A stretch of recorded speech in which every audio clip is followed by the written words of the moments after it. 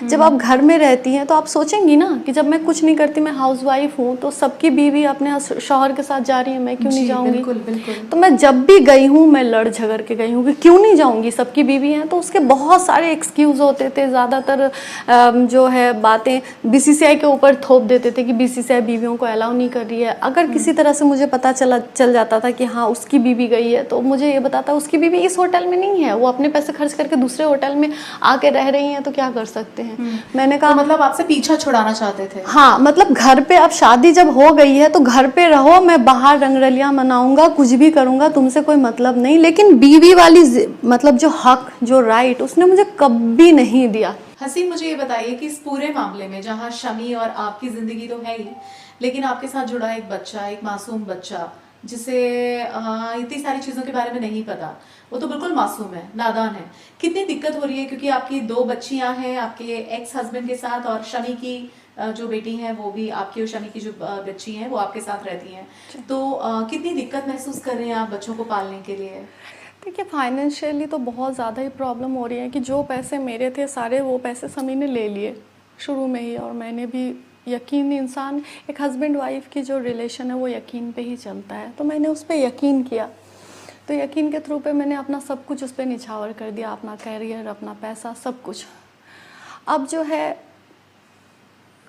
कैसे मैं बताऊं आप लोगों को, कोर्ट के थ्रू, मतलब विदाउट डॉक्यूमेंट्स, विदाउट कोई भी लीगल डॉक्यूमेंट्स के बगैर मेरे मेंटेनेंस रिजेक्ट कर दिए गए।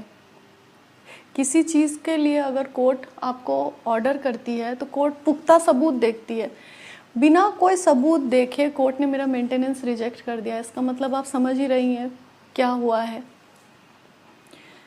अब तो फाइनेंशियली कितनी दिक्कत हो रही है? सिर्फ और सिर्फ बेबी के लिए 80,000 अलाउ किया है। अब आपको मैंने हिसाब बताया ही है कि 80,000 में कैसे मैं वो स्टेटस मेंटेन करूँगी, कैसे हमारा वो लाइफ स्टाइल चलेगा, कैसे हम जैसे हम बचपन से जीते आए हैं आज तक, कैसे हम उस तरीके से जिएंगे। पापा से हेल्प लेना पड़ता है, कभी कोई फ्रेंड ही हेल्प करते हैं, जैसे हमारे और भी, जैसे आप हैं वैसे और भी बहुत सारे फ्रेंड हैं मेरे जो हेल्प करते हैं। बुरा भी लगता है लेकिन फिर भी क्या करें। अपने बच्चों ने कभी कुछ ऐसी बात पूछी आपसे कि मम्मा ये सब क्या हो रहा है, पापा क्यों नहीं है हमारे पास, या इस तरह का कोई जवाब जो आपको अंदर से बिल्कुल मतलब हिला देता है कि अभी मैं बच्चों को क्या बोलूं? नहीं, बचपन से बात ये रही है कि जो हमारी शमी से जो बेटी है वो उसके मतलब शमी से बहुत लगाव है, उससे बहुत ही ज़्यादा। वो बहुत छोटी थी तब से पता नहीं क्यों उसे लगाव है, लेकिन शमी को उससे कभी भी कोई लगाव नहीं था। जितना वो सोशल मीडिया में फ़ोटो वीडियोस जितने उसने डाले हैं वो सब मैं डलवाती थी, मैं क्लिक करती थी सब कुछ। अच्छा, वो उन्होंने नहीं किया, सारा आपने शेयर किया? हाँ, मैं ही उससे शेयर करवाती थी, क्योंकि मुझे भी लगता था कि अदर्स प्लेयर्स जो अपने बच्चों को सोशल मीडिया में दिखाते हैं तो कितना अच्छा लगता है, अपने बाप के साथ, अपने डैडी के साथ हैं तो उसी तरह से। लेकिन उसने कभी भी अपने बाप होने का जिम्मेदारी कभी नहीं ना, बेबो के लिए उसने कुछ भी नहीं किया। 2017 में, मतलब जब से वो पैदा हुई है तब से लेकर, अरे उसके नाम पे इंश्योरेंस कर दो, कुछ कर दो, उसकी भी लाइफ है, ये है वो है, करते करते 15 लाख का एक इंश्योरेंस भी किया था, उसे वन टाइम ही देकर स्टॉप कर दिया, अब नहीं दिया।